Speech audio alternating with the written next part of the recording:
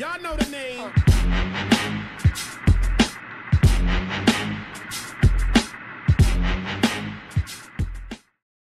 What's crack-lacking, boys and girls? I am Martinio, and welcome back to some more Project Cars. And yes, here we go. So the limited edition car showcase, it continues.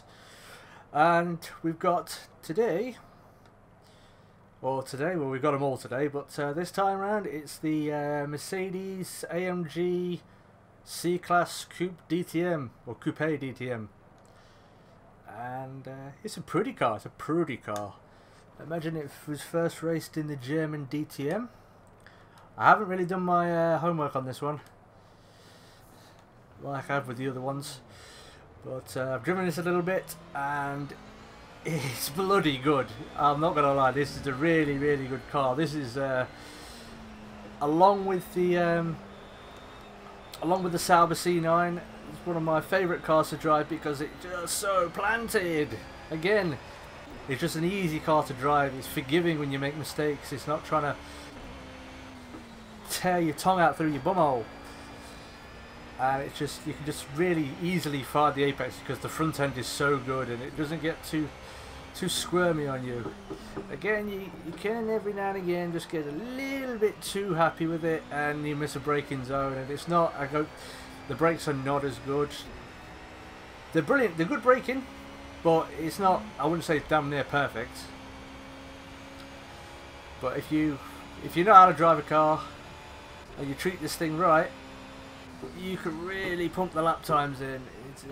Speaking of pumping the brakes, and look, so you just turned straight in, and that was my fault. I took a little bit too much curb there, just a teensy weensy bit. But we're going to do 2 or 3 laps. So this is lap 1. And let's just get those tyres warmed up, because that's the one thing I haven't done. That's probably why it's not as responsive. But yeah, 9 times, the majority of the time, this thing is just absolutely glued to the road. It's like it's on rails. So I love this car. I'm so glad I got the limited edition version, just so I'm able to drive this car and just absolutely give it a good old fucking pasting. We're at Hockenheim. It seems apt, you know, it's a Mercedes, it's a German car, this is a German track, and it's probably, I probably like this more than the Nürburgring, purely because, well, I've only driven this one in the Formula 1 games because I only had 2010 and 2012, and those were the years, because it's alternates between Hockenheim and the Nürburgring, or the Nürburgring, Nürburgring, whatever it is, you know, the other place, because it alternates. I was only ever driving on Hockenheim, so I've got a pretty good idea of this track. I've got a pretty good earring already, so it's just the car, and the car is just absolutely just glued to the road. I love it. It's brilliant.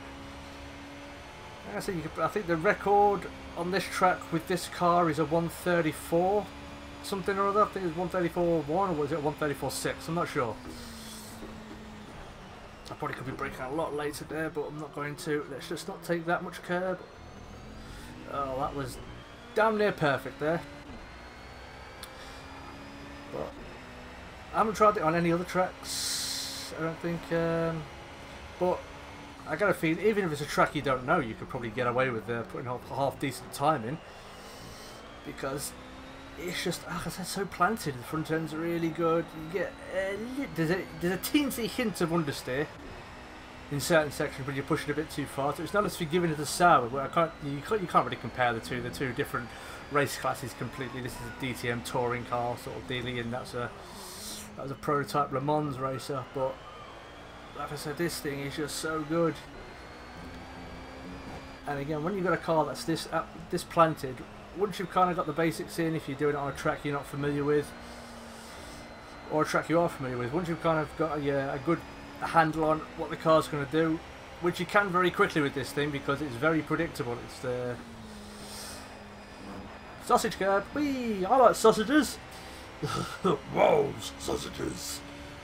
That was a weird voice. But yeah, once you've kind of got your in, you know what the thing is going to do and what you can do with it and what you can't, then you can start really licking those times in. And I am going to try, let's try and better my very best time. The very best time I know is a 1:39 I've done previously. Because I did do all these videos yesterday, but there was a bit of a recording issue where the chat was cutting out and the noise went weird. Especially later in the day, because it sounded like my TV was possessed. I might put a video of that up, of my possessed TV. I asked it what it wanted. It didn't respond, mainly because it's a TV and it's not going to talk to me. But as I said, you know, with this one, if you can't back to that GT40 video where I was struggling to talk and drive at the same time, this makes it easy because you know exactly what you can do with it, you know exactly where you can put it, and when you put it there, whew, it's just so quick.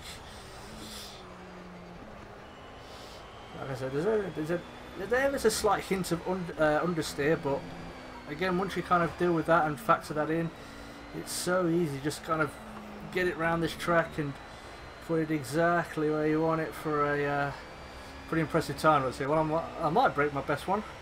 What's it? 1:38. Ooh, yeah, I did break it. So there we go. Okay, one more lap and then we'll go out of the day. But yeah, like I said, if you have this car and you haven't driven it yet, I imagine anyone who got the limited edition pack would have driven all these cars. And this probably would be one of the favourites of theirs. Ooh, gone wide there. Ooh. But yep, highly recommend this car because you can pretty much, I think you can just put this on any track and you're going to put in a really, really good time. Like straight off the box. And once you kind of started practicing with it and refining it and figuring out what you can do with it and where you can do it, it's brilliant. Absolutely brilliant. So yeah, I mean, ooh, and we're through it. And again, not a hint of oversteer. You know, since the power gets in, you don't lighten the rears up. So it's got a very progressive sort of feel for the when you're inputting the power, and like I said, you can just find those apexes every time. Ooh, there's a bit of oversteer, but that was because I was on a curb. Like I said, I probably could go faster. I could easily go quicker than this, to be honest with you. You know, because I'm so good. But I'd probably need to be in full-on mouth closed, full-on concentration mode. I'm not on that at the moment. And I know all the fans that are in the stands there in the background and behind me. I know they're being, Martinho, do a 9, Martinho, do a time. I'm shit at German accents, so I'm not going to try any more of that. But yeah, this isn't going to be as good. 141, I think. Oh, 140. That's good. So yeah, that's my rundown and shakedown of the Mercedes-AMG C-Class Coupe DTM. Brilliant car. Awesome. I give this a solid, I'll give this an 8.5 Martinos out of 10. Again, I have no idea what 8.5 Martinos means, but 8.5 of me would be brilliant. It's like 8 of me and a midget me. A mini me, you know? Stop pumping the laser.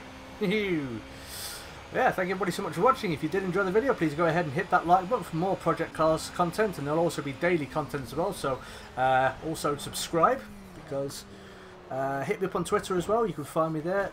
Woo, 2 wheels.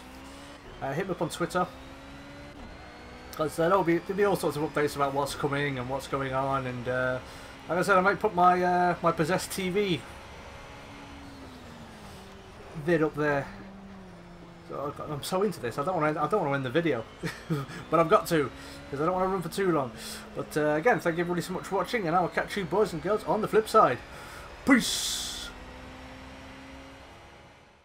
So, the second video in our limited edition cars showcase, I suppose you can call it that, is a Sauber C9.